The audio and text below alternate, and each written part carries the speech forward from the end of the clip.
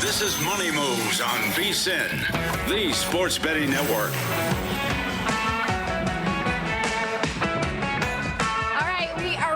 This Wednesday edition of Money Moves, VSiN, the Sports Betting Network, Sirius XM Channel 158, iHeartRadio, YouTube TV, the VSiN Watch app, wherever you're watching or listening. As always, we appreciate it. He's Jonathan Von Tobel. I'm Stormy Buonantony. We're live from downtown Las Vegas, Circa Resort and Casino. If you missed any of the program, last segment, we had a great conversation with Taylor McGregor, who's going to be on the sidelines for Texas A&M Miami. As soon as the show is done getting posted today, we will have that on the podcast feed like we do each and every day as well.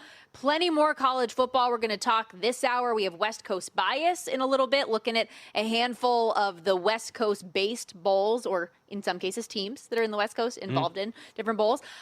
We do have a couple games that are coming up today, including the Staff DNA Cure Bowl, Old Dominion, and South Florida going head-to-head. And this line's been a little all over the place, JVT. Opened as high as 7.5 in favor of South Florida before the news came down that Byron Brown wasn't going to play in this game. Ultimately was as low as -3. And now we're seeing a little South Florida buyback at the +4. We talked about this game a little bit with Adam Burke on the program yesterday, VSiN.com managing editors. Great job covering college football for the network. And we talked about how, like, USF kind of, at least in our brains, could be a little bit checked out at this point in the year, thinking about where they thought that they would be when all is said and done. Yeah. Thought they could be a college football playoff contender. Obviously, that doesn't end up playing out, and then your head coach is out the door. Alex Golesh, off to be the next head coach of the Auburn Tigers. He takes his offensive coordinator with him, takes his quarterback coach with him. Like, the bulk of this offensive staff is not going to be out there today. Actually, Byron Brown is going to be an assistant coach on the sideline for this game. Also for ODU, no Colton Joseph, so their starting quarterback also unavailable. Pair of backups going head-to-head tonight. Yeah, I mean, I think there's a point, and the market's reaching that too, where it's just like, hey, we get to a low point. I think there's probably some buyback worth. Like, South Florida's still the better roster. Yeah. Now, it goes back to the question that I asked Adam yesterday, which, again, is just like, hey, motivation, a team that was in the contention for a college football playoff berth throughout the season. You think back to the high of the start of the season where they beat Boise, they beat Florida, and now here to be playing in a bowl against Old Dominion, probably not a lot of guys that are going to be as fired up. But what is that worth to the number, and at what point does the market factor too much of that in? Obviously, everything together, staff, quarterback, this number is much higher, but there's probably a point where you're getting a little too far, and I would agree that when we get to that 3, that's probably where you buy back here. But there seems to be, this is kind of the lame answer, seems to be a lot of noise here where I just kind of feel willing to just be like, I don't know, pass. Yeah. 3 was cheap, it's up to 4, let's see what happens. I took a small piece of the 4. I just, based on like what we were saying, just in terms of the coaching continuity and motivation questions. So you bet Old Dominion is what you're saying. Okay, all right. Yes.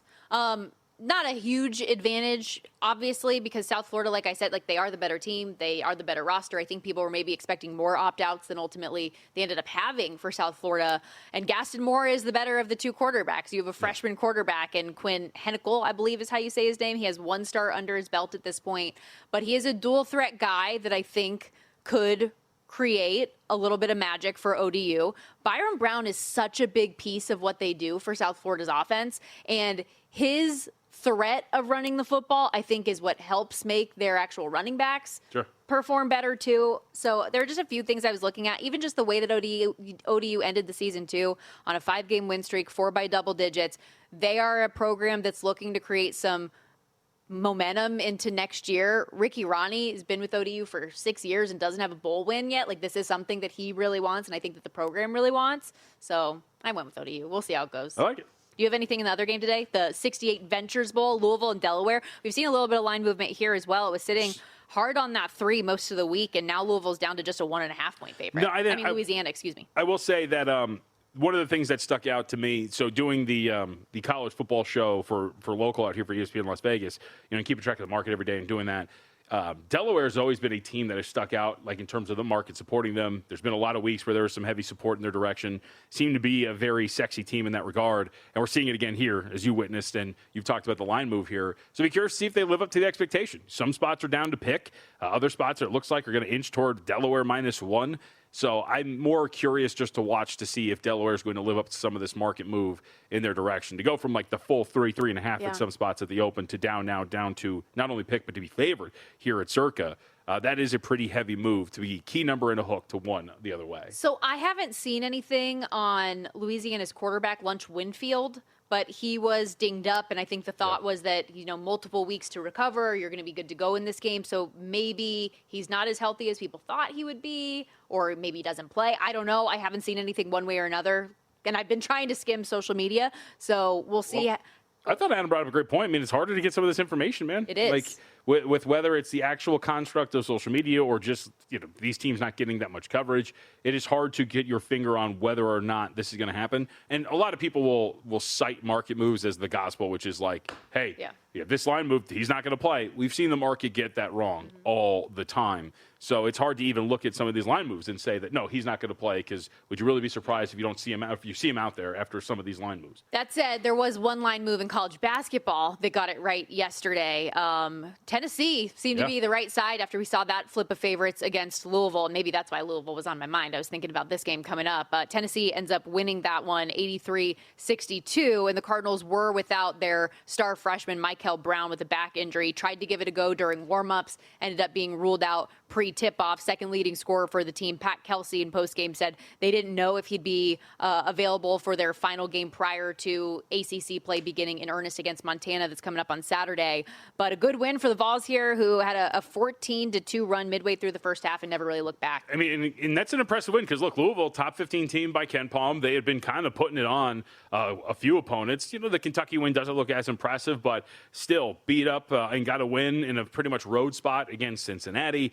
Got it done against Indiana, gave them an avalanche, and eventually held on to win that game too. So pretty impressive win for Tennessee and the Louisville squad that I think is still going to be a very formidable foe as you move forward. Having said that, this is somewhat of a lesson when you're talking about the variance of not only basketball, but teams that rely so heavily on the three-point shot. Louisville, as of today, leads the country in three-point rate. 55% of their attempts come from beyond the arc. Yesterday, they shoot 20% from three. Yeah. So that's going to be something where you talk about, some of these teams, I'll liken it a little bit to the Celtics at times, but when you have this reliance on the three-point shot, you're probably doing it for a reason. You're a good three-point shooting team, and that's what Louisville is. They're 83rd in the country. They shoot 36%. So think about that. 36% on over 55% of your attempts coming from beyond the arc. But I think you're going to get some of the variance in that you'll get maybe some lopsided results. And last night was a good example of that. I feel like Alabama in the NCAA tournament has been a good example of that, right? With the three-point shot that you're either going to get an over and a ton of points scored and they're going to win by margin, or if they're having an off night, which did happen fewer and far between than their good nights, then it's not going to go well for you in terms of the spread. We were talking about South Florida from a football standpoint. They're in action at Alabama today. The Crimson Tide's number 16 ranked team in the country. Alabama 13.5-point favorite, total 181.5. I know this was one of a few games that caught your eye this morning. Well, it's kind of like you talked about, but in terms of just the aesthetics of basketball, this game's going to be pretty wild. Alabama, of course, coming into this, top 10 team in terms of tempo, top 10 team in terms of average possession length, fourth in the country in three-point rate, and number 3 in offensive efficiency. Well, South Florida is going to be willing to go toe-to-toe with that. This is a top 20 team in terms of tempo. This is a top 15 team in average possession length. They take over 44% of their attempts from three. So this is going to be, and you see it in the total. The total is 181.5, and Alabama's laying a pretty big number in 13.5. This is going to be a game in which these two teams get up and down the floor, and they will put up shots, and maybe just like one dribble and put them up. But the reason I want to bring this up is, and the market has moved here a little bit, some spots open Alabama minus 15. I think it's right that they're kind of cutting into this and getting this down to 13.5. I think South Florida will be pretty live here. The Bulls overall can go toe-to-toe with this style. Usually that kind of a tempo and the ability to force teams to try to keep up with you, I do think works in Alabama's favor. Look, South Florida is not the perfect team. They've got some weird losses on the resume, including George Washington and, of course, Colorado State. If you're going to lose to Colorado State, probably not in great shape to take on Alabama, especially on the road. But we've seen this version of Nate Oates' team in Alabama.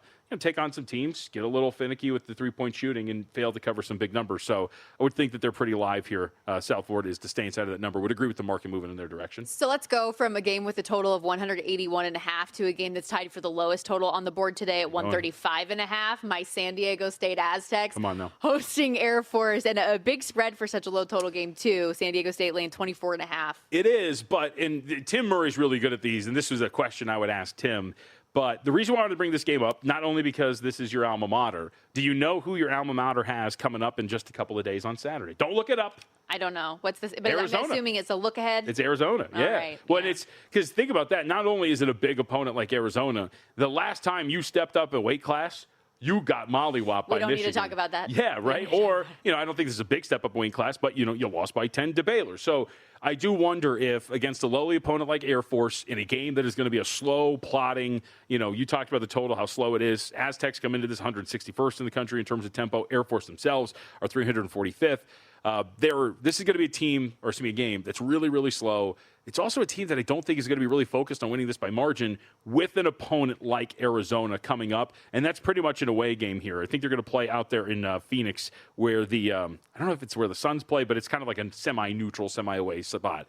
So I do wonder if, big number, slow tempo, weird opponent to play in Air Force. The Falcons will, they run that stupid Princeton style of offense that will give people fits.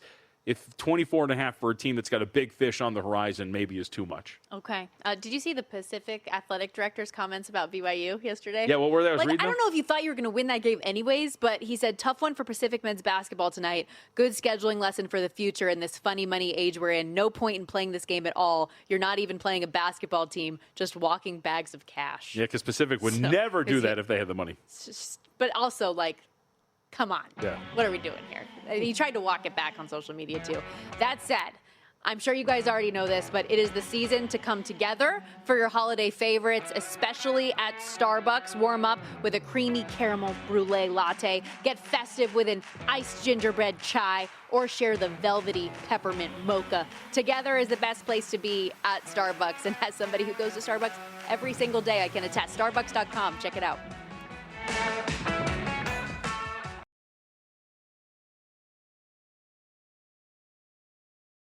Stormy and JBT, breaking down the coast that matters. This is West Coast Bias. How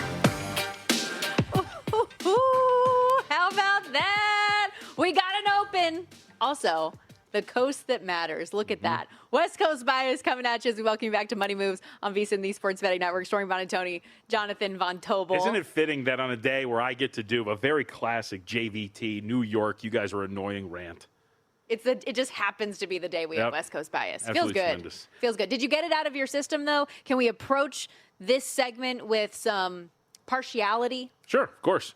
That was, come on. We never really do. No, of course not. But look, I had a good line. New Yorkers need to relax. Stop acting like you're some elite city with the franchise that has been winning titles left and right.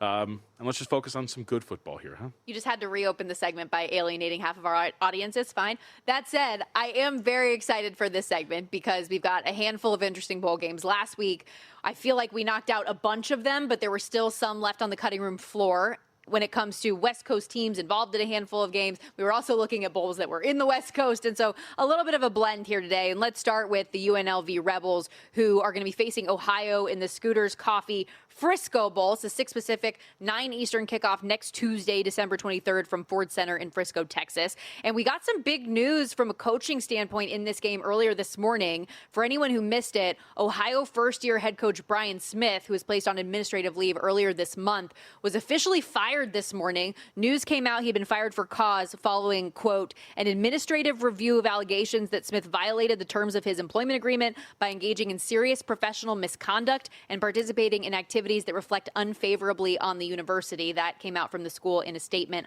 I haven't seen much more from that, but defensive coordinator Jim Hauser has stepped in, JVT, in the interim. We talked earlier about narratives and a lot of coaches who leave programs, but this is obviously a different version.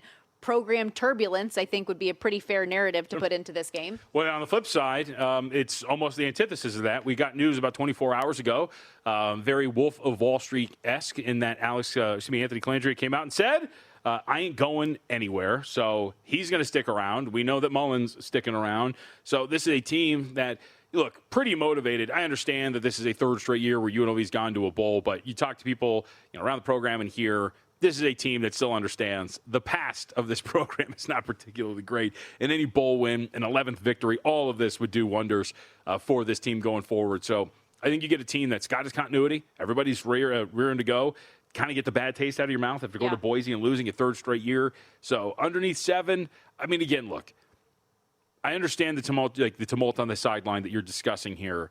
I will say at the end of the day, if this gets to 7, I would assume that gets snapped up really quickly. You are still talking about, statistically, the second worst by efficiency standards, run defense in the country, in UNLV, taking on, at the very least, from that same metric on offense, one of the top 30 running offenses in the country. So you can't trust UNLV on offense. They have really proven that. Even to this point, when you talk to some people that are around it and you hear things like missed assignments, guys not knowing, defensively, for that to happen in a Mountain West Championship game, that's something that I don't think is going to get fixed anytime soon. And when you have this volatile of a defense, to lay a number like 7 against really any opponent, I would be wary of. So I'll be sitting back waiting to see if this gets to 7 and be snatching up some of that with Ohio. I think that's probably the side to attack if it gets there.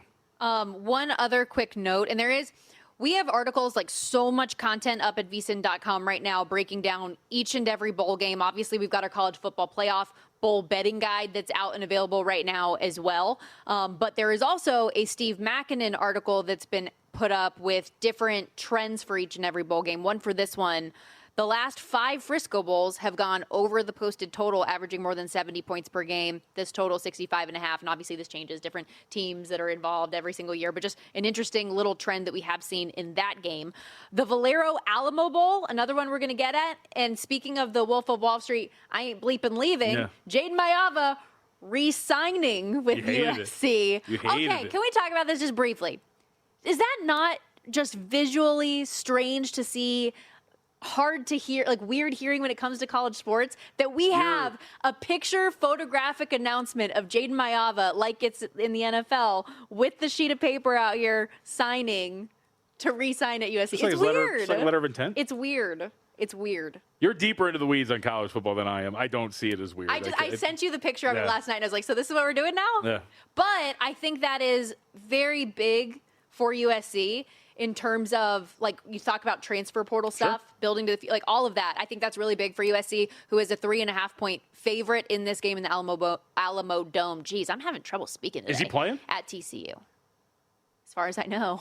I mean, well, in all seriousness, if we're really going to treat this like a business, cool. You signed on the dotted line. This is a preseason game. Buddy, you're not playing. That's what I would do, at least. If you tell me that everybody's playing, though, I mean, I'm very tempted to lay a short number here with USC.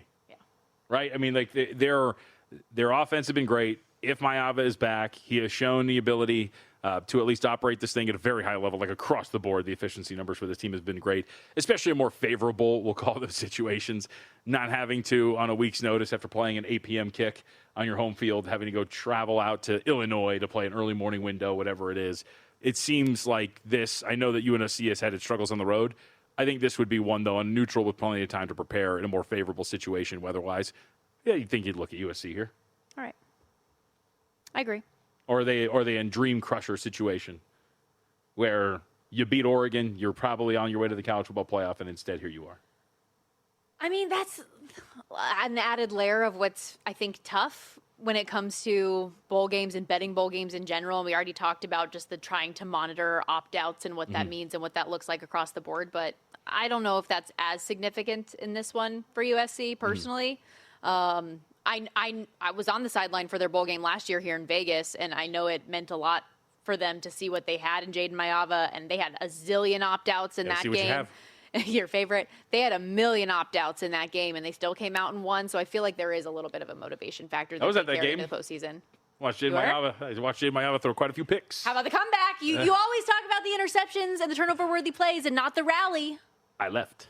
Oh, so you didn't see that part. No, I did not. Speaking of the Vegas Bowl, let's go there next. Utah and Nebraska. Utah, another mainstay in the Vegas Bowl. This is one of 3 games, by the way, that our boy Tim Murray is going to be on the sidelines for. Wow, Tim Murray, or What is it, the Office meme? What's the difference between the pictures? They're the same picture. Tim Murray or Stormy Buonantony? Wow. Well, and usually we share the sideline for the Vegas Bowl, so I'm sad I'm going to miss him this year. But he will be doing this game, the Potato Bowl, which we'll get to in a moment, and the Arizona Bowl as well. But anything stand out to you in Utah, Nebraska?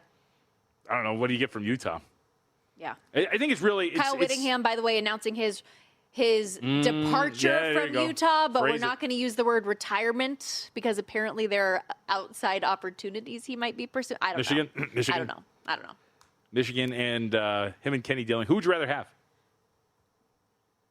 Dillingham or... I mean, I would have Kenny Dillingham. Which of the hams would you rather have? That's a great question. Yeah. I think I would probably say Kenny Dillingham. Wow. I feel like Kyle is one of my favorite head coaches in terms of like what he was able to build there and the stability and the consistent level of success year in and year out. But I also don't know how like engaged and invested he was down the stretch. He is a big family man. He was talking openly for the last couple of years about how much he wanted to spend time with his grandkids. And we knew, or at least I felt like when everything happened with Cam Rising injury-wise, the way that it did, that he wanted one last go at it. He didn't get it this year. So I don't know. I was very shocked when I saw the follow-up report that he was leaving Utah, but he was not retiring. You didn't want to use that word retirement. Yeah, I mean, look, they're big favorites for a reason. Nebraska, you got a lot of stuff going on. Raiola not only injured, but decides to leave, so you kind of feel like not is it a sinking ship, but there's a lot of players in this program kind of looking around and going, all right, what's the future? What are we doing? Does Rule have the firmest grasp, despite the fact that he has gotten a contract extension? Thank you, James Franklin, for that one. I do think that that's probably one where it's a big number in a bowl game. It seems kind of hard to just go out there and lay it because you question the motivations of both sides. But I don't know. I think I'd rather be on Utah, right? Wouldn't they just be a little bit more buttoned up in a situation like this? Probably. And I mean, there's a lot of excitement for Morgan Scalley officially taking over as head coach of the future. That defense is still pretty mean and nasty. And like I said, very familiar with playing in the Vegas Bowl in general, being out here on this side of the country, all of that. So 16.5 the number, total 50.5. And you watched a lot of Utah State, and you were watching Washington State's new head coach introductory press conference, too. Kirby Moore saying that he's going to run the Mountain West. Tough look. That's a tough slip. Did you like anything in the Potato Bowl or any of these other games we didn't get a chance to hit on that stood out? Might as well be the Mountain West with all of these traders shipping on over. No, I think so. Of the ones that we have left going here, I do think Arizona State Duke is the most interesting of all of them. Speaking of Kenny Dillingham. Yeah, right. So not only that, so you have all of this. To me, Arizona State Duke is it's the outside noise bowl, isn't it? It's, hey, Duke, congratulations, you won the ACC. And now here is the Sun Bowl against Arizona State, despite you watch all of these other conference champions go off to the college football playoff. Arizona State on a backup quarterback with your head coach giving really weird answers when he's asked, are you going to put these rumors to bed? And all he says is, I'm just taking care of the people around me. Like there's so much here between these two. What side do you feel comfortable with in terms of their ability to come out with the desire to win this football game? I think Arizona State probably would be the side, but they don't really have confidence. Getting 2.5, and underdogs are on an extended run in the Sun Bowl, 21-7-1 ATS since 1995, according to our boy Steve Mack. Throw out the record books in the Sun Bowl. VSiN.com. We'll be right back. You're watching Money Moves here on VSiN, the Sports Betting Network. Updates for you. We, of course, talked earlier in the show about the news, official, that Tua Tagovailoa was going to be benched. We were going to see Quinn Ewers start this week for the Miami Dolphins. Seeing more quotes come out of the Mike McDaniel availability, though, saying this, quote, I need convicted quarterback play. This team needs a convicted quarterback. I thought Quinn gave us the best chance to do that, and that's why I did it. McDaniel also revealed that Tua will still be available in an emergency capacity as Zach Wilson will serve as QB2. He believes that is, quote, best for all parties involved. Do we do the obvious? Well, I think he means conviction. He's not going to jail. Yeah, he's not going to. I don't think he wants a convicted quarterback. I think that's been some of the problem that some of these franchises have run into in the past. But I do think, look, I think that what he's talking about here is, I guess, somebody that commands the huddle a little bit. Tua had some weird moments, if you remember, earlier throughout the year, kind of throwing the team under the bus a little bit, talking about missing meetings, things of that nature. So I don't know. Look, I think it was time to move on in the sense of he wasn't playing well. Even during the streak, he wasn't playing particularly well. We brought up the numbers heading into Monday night. Mm-hmm. The turnover-worthy play rate had gone up. The completion percentage had gone down. Despite the fact that the touchdown-to-interception ratio had improved, it meant that you were probably playing on thin ice and that you were getting away with it. Well, ice cracked and you fell in, and I think now it's time to just, all right, we got a young guy on our roster that had some upside. Throw him out there, and if he can cook a little bit, then we'll give him a shot maybe next year. Who knows how it's going to look for Miami. I'll ask you this. Odds that the starting quarterback week 1 of the Miami Dolphins is on the roster right now. Ooh. Would you say no is the favorite? I would assume no. Unless Quinn Ewers unless he just lights it up these last 4 3 weeks. touchdowns over the next 3 games each. Let's look at the Dolphins' remaining schedule here. Final 3 games of the regular season. They List are them off. a 4.5-point underdog at home against Cincinnati this week. Then they've got the Tampa Bay Buccaneers and in Foxborough taking on the Patriots to close out the season. Can we get in? You used this phrase the other day. Can we get in by the hair of our chinny chin chin? Can we get the Dolphins to lose 4 straight to close out the season? So that's the win total you had, right? The alt was under 6.5. Under 6.5. And they're at 6 right now. You were very happy that they lost in the fashion that they did on Monday night against Pittsburgh. I'm telling you, they're going to win just one of those games, probably the Patriots, and I will say it over and over again. They're going to be a dog in all these games. That stupid win. No, not all of them. Week 18. Think? Well, Week 18 of the Patriots. Oh, what yeah. are the Patriots? Who are they going to start? So they might be an underdog there, but who do the Patriots start? What are they doing? So I think by default you are correct in that if they were playing the Patriots with something on the line, yes. But who knows what they need and what we're looking at. But who knows? I mean, look, the Patriots, to your point, which helps me, the Patriots blowing that game to Buffalo and maybe losing this game to Baltimore, Patriots might need to win that game. Yeah. So they might go into that thinking that they're going to blow them out. But three more. I know we talked about this initial line move because this was a pick'em game, went out to Cincinnati minus 2.5. Now another 2-point swing out to 4.5 that it's official that Quinn Ewers is going to be starting. And yes, I think a line move was warranted, but when you do have a starting quarterback who leads the league in interceptions, you talk about the turnover-worthy plays that he has. Yep. And the way that Mike McDaniel has kind of had to scheme up an offense with smoke and mirrors at times to overcompensate for not only his limitations, but the issues that he has had. Is it maybe too much of an adjustment here?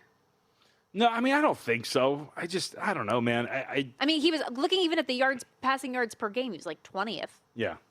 I think that you have a guy who we don't really know that much about, and there is a difference. What do you think would be more fair? Well, and we have no idea what Quinn Ewers is going to do. Yeah. Yes, absolutely. But I guess my thought process is a 4-point move this week with Tua benched. Well, I don't think for a guy who hasn't been that great. I don't think all of that is for though. I think part of it is like a downgrade and a play against Miami just after that loss, and then the other part of that is the switch to Quinn. Right. I don't think every point move is confluence of factors. Yeah, right. A couple of things heading into one situation. The bump, if you will, of a team being eliminated.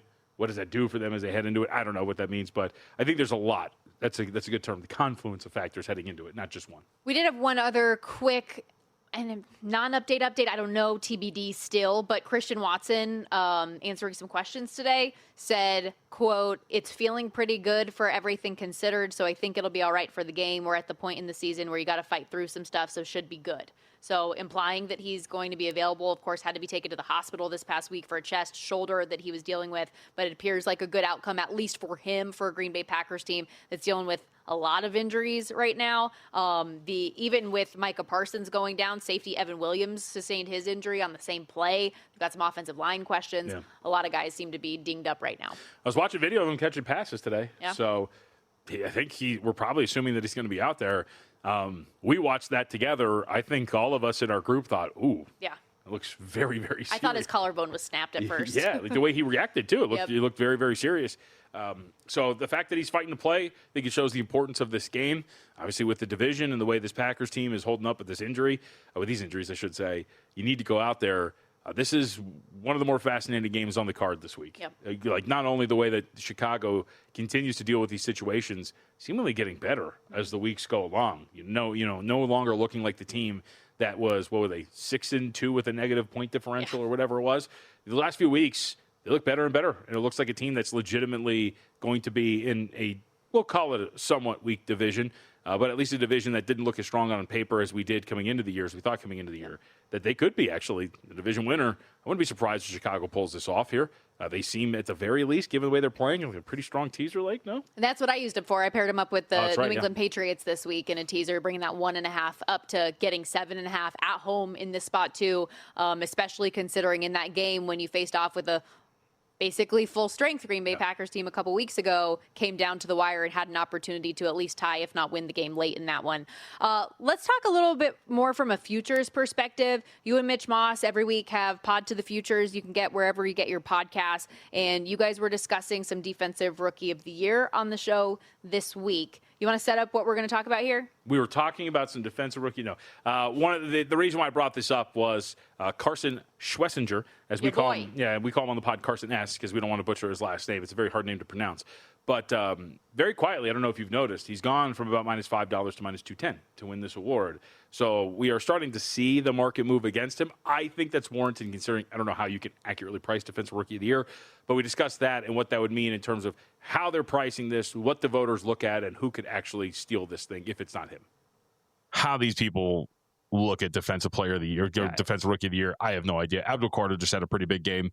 Like, maybe that's enough that they're just going to be like, hey, this guy had a lot of pressures and was just kind of getting unlucky. And he was like, what was he, second or third overall pick, whatever he was.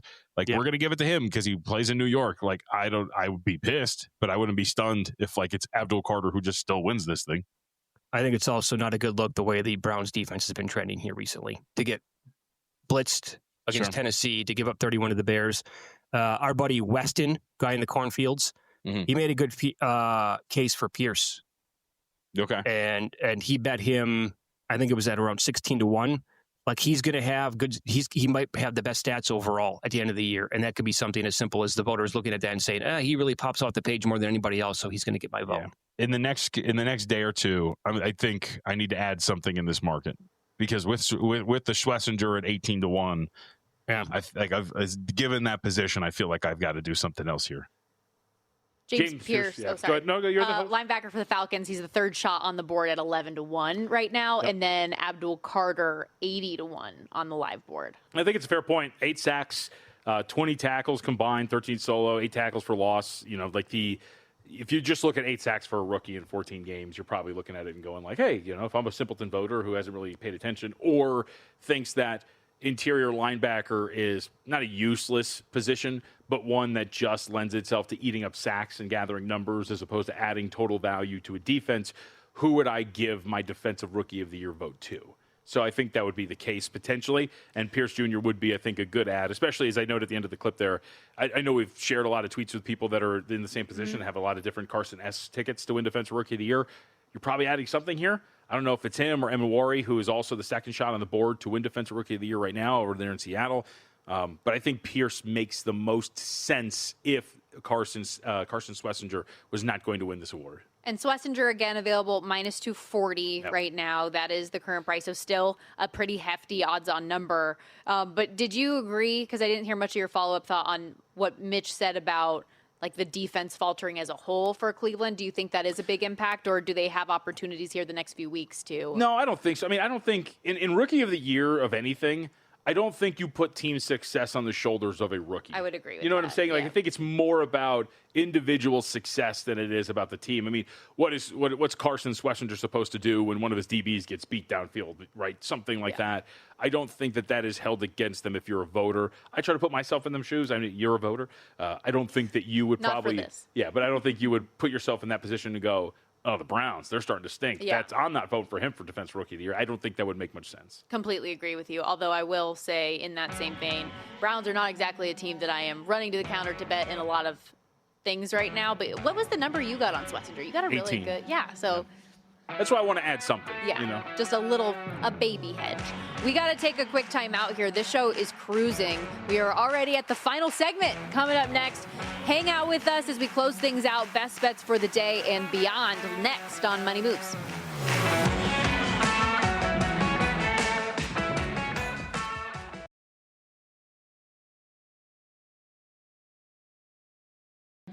You're watching Money Moves here on VSiN, the Sports Betting Network. As the official horse racing partner of VEASAN, First Bet is built for bettors who demand more. First Bet isn't just about placing a bet. It's about helping bettors of all levels with proprietary AI handicapping tools that give you data-driven insights to help you make more informed bets. First Bet's in-app tools give you win, place, and show probabilities for each runner, so you can quickly and easily identify good value plays and improve your ROI. Right now, you can take advantage of their limited-time $250 sign-up offer. To claim your bonus, use our promo code VEASAN250 when you sign up in the First Bet app or at firstbet.com. That's promo code VEASAN250, and it's the number one, stbet.com, or in the First Bet app. I have a question for you. I may or may not have an answer. It's like a general philosophical question. I think that you'll probably have an answer for me. So over the last 24 hours, we've seen multiple Arizona State players declare for the NFL draft. We had another one do it 2 days ago. We had Kenny and his weird non-answer about will you put to bed the rumors that you're Raleek Brown was one of them today. They're running back. Yep. So are these the signs that we're looking for here? Potentially. He's gone. Potentially. Ugh. Like if you're a team, because I'm going to go on a limb, and I don't think Raleek Brown is a first-round draft pick or things like that. I do wonder that if you have some sort of eligibility left and your guy is sticking around that you think is going to give you the best chance to win, I would assume you're not. Man, going. I don't know. And I told you, and I've been wrong on a lot of these things because I get so bought into the things that I have been told throughout the course of the year and how somebody feels about a program and like ASU really being his dream job and all of that stuff. And every coach's job. Yeah, is but a dream job. but also Ann Arbor, Michigan is very different from Tempe, Arizona, where the sun is shining and life is good. 10 million years. Your really expectations aren't high. Absolutely. And that's why I say, I totally would get it. And you even made the comp to me from, sideline reporting, right? It's, the best sideline reporter. Oh, you answered whatever my thing was, you answered it in, 2 seconds. Yeah, you asked me, Aaron Andrews retires, you get offered the job. You're taking it, no matter how much you love your job. John, I love hockey so much, and I'd rather stick there for a lower salary. No, of course you'd say. The point being, right, if you're Kenny Dillingham and one of the best jobs in the sport becomes available and they want you and they want to pay you a boatload of money to do it, you're taking the thing, right? So I'm very curious to see how this plays out. I am a huge Kenny Dillingham fan. I know we had the conversation earlier about Kyle Whittingham and him leaving Utah, and maybe could that be a sneaky thing there with the verbiage of the way that he left Utah. But in my mind, if let's say in some hypothetical world, those two really were, you're picking between Kenny Dillingham and Kyle Whittingham, are you not going with the younger up-and-coming option that has already far exceeded expectations at a program that wasn't really thought of very highly? Of course. But I'm an ageist, so I would always That's true. You are. I would pick the young guy. Speaking of young guys, how about Kelly Bidlin's photo? We're getting a little bit more traction on that conversation from earlier today. And I did appreciate, so Kelly joined in the chat too, said, I own it. I suck at selfies. I hate anyone who asks people to get together for 4 retakes. Oh, yeah. So as long as everyone else looks good, I'm cool with it. And so here's the photo again. The whole numbers game crew went out to the NBA Cup final last night here in Vegas at T-Mobile Arena. Kelly's taking the photo, and he looks like he didn't know the photo was happening to an extent. No. What I told him was, what you do is, on the phone, whether it's in selfie mode or if you're taking a picture for other people, you just, click off a billion of them at once. Take That's 10 pictures real quickly. Inevitably, one of them is going to be good. Yes. Right? I mean, that's what I do. I'm a volume guy, right? Yes. I'm a volume shooter. There Just you go. sit there and just do, and then, you'll like one of them. Yeah, exactly. One of them's going to be good. Also, with this newfangled technology, if it's an iPhone, you have the ability, if it's a live picture, you can slide frame by frame and pick the best possible frame. So, in other words, so you're just saying that Kelly's not good with technology, is what you're saying? Or there's just really no excuse whatsoever to take a bad picture like that. It's inexcusable. Ask the guy sitting behind you that you don't know in the picture to take the photo. Kelly, I believe in you. You can do the right thing. My guy in the Knicks stuff this. back there. Come on now. You got this. Also, Derek Ginn, when I mentioned the meatballs and ricotta that you can get at T-Mobile Arena, Derek Ginn said, why would you get meatballs at a sporting event and yet frozen pizza at home? So, okay, listen. You're a woman of many tastes. Said you need to come to a Saints game or Southern Miss so you can eat some of the best food at a sporting event. Is that, I mean... But he didn't say what some of those items were. So, Derek, get in there. We got to know. I would assume maybe you're not going to be down with that, though. Like you said, you're not really down with, crab, shellfish. Do you like fish in general? Not particularly. Right? So, no. I don't know if it's, all fish, but I would assume it is somewhat, I will say, when I went to, very lucky, my first time out in New Orleans for that Super Bowl, down in that area of the country, Food is heavy, but damn, it's good. That was Also, really good. For someone who's not a big fish person in general, shrimp and grits down there, insane. So good. I had the one thing that sticks out to me to this day was the blackened catfish was really good. See, I would never even try that. You see, usually I don't either. The face of it is too much. The face? The face of it. It's not just they don't just throw a catfish on the plate. You look at that thing, that's not like that's something I want to eat. It's fillets of meat. Yeah. It's awesome. Can't do it. Also, I had a little bit of a rant and expressing of frustrations about the Carolina Panthers yesterday. And part of it was when I quote tweeted the video out from yesterday, I just said, is there any team more annoying in the NFL than the Carolina Panthers on any given week trying to bet on or against them? And a lot of people are chiming in. So Zach Watson said Falcons and Seahawks to him. Chris Foley said for him it was a tie between the Falcons and Cardinals, so a lot of Falcons. And then Christian said Panthers winning easy this week, by the way. Yeah. Okay. All right. First of 2 games with the Bucs. I'm a little concerned for their souls here in the NFC South. We did get a tweet from JD right now, too. He said, if you're Michigan, don't you wait to see what Bama does on Friday night. The board may have his dream job at Michigan. Did he not already come out and say? He didn't come out and say. Okay, that's what I wanted to ask. He talked about how happy he was and everything, but I think the extension reports were from On3 or elsewhere, not actually from him. Okay.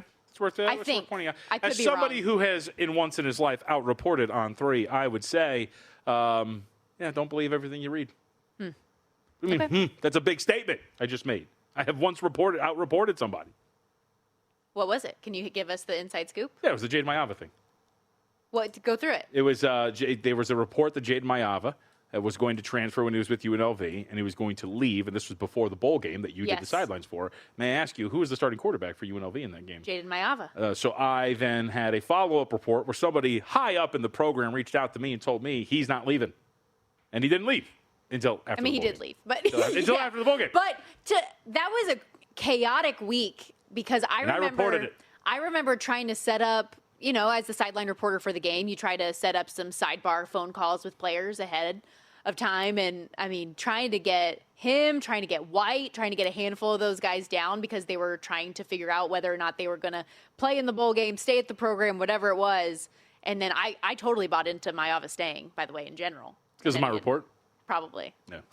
I was reporting. Let's do real quickly betting recap and what's to come today. And congrats to you cashing on the Knicks last night. No, I was told I picked against them yesterday. Stop. So, and I went back and read it. Yeah, I was like, I wish there was another round so you could pick against the Knicks again. And I was so confused. I was like, I think I picked them. Like, I'm really sure. I'm really sure I have a bet on them tonight. So Knicks minus 2.5. That's it. I didn't have anything today. Nothing added to today. Not even like college football bowls. I'll have some more for you nothing. tomorrow. I'm a little gun shy. I'm going up against you for the Friday night game. A little nervous about that. Oh yeah. Although I'll tell you, I don't like my side more and more. Well, I already owe you $20, so. Yeah, Big Phil starting this weekend on Monday night. Figuratively and literally, Big Phil. Oh, yeah. What did you read, by the way? Zach Kiefer tweeted out that was the most watched Colts game in the Indianapolis area in 5 years. How is that possible? Especially given how successful they've been this year. Yeah, let me read this verbatim. Sunday's game in Seattle was the most watched Colts game in the Indianapolis market on CBS in 5 years per CBS. Wow. All right. Hey, at least Phillip Rivers is getting you ratings. Will he get you wins, though? No. Taking on the 49ers Monday Night Football. That'll be an interesting watch for sure. I do have one play today. I didn't have anything yesterday other than the teaser that I put into the account for the Patriots and Bears. But I'm playing this thing out on ODU now that it's back to 4.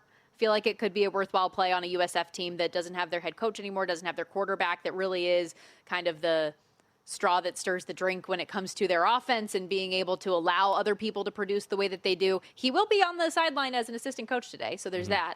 But no Alex Golesh. They're not going to have their offensive coordinator. They're not going to have their quarterback coach, a handful of those other pieces of the coaching staff unavailable as they look forward. And even with a replacement quarterback on the other side who is a redshirt freshman, I think that their defense might be enough to contain some of those stuff, at least based on the metrics I was reading. To wrap up the analysis, it was You got great. something else? I need to set you off here. Sure. Hopefully this gets you angry. Oh, Lord. I'm going to read you something here in the With last 50 few seconds. left in the program. Phillip Rivers was surprisingly impressive in his NFL return, given the circumstances. I expect more of the same moving forward, and I give the Colts credit for thinking outside the box. Who sent that in? It was Jordan Schultz. Okay. I mean, he didn't die, so that's great.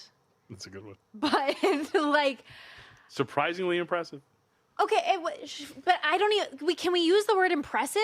He averaged 5 yards on his average depth of target, and 20 of those came on the final target. I was listening to a numbers game earlier, and I was cracking up when Will Hill was like, he tripped over himself. Yeah. And the broadcast was going crazy just because he didn't turn over the football. Like, wow, look at that control. He tripped over himself. Surprisingly impressive. All right, we gotta take. Oh no, it's not even timeout. That's a wrap. We're done. Come hang out with us tomorrow, same time, same place. Follow the Money with Mitch and Paul coming up after this.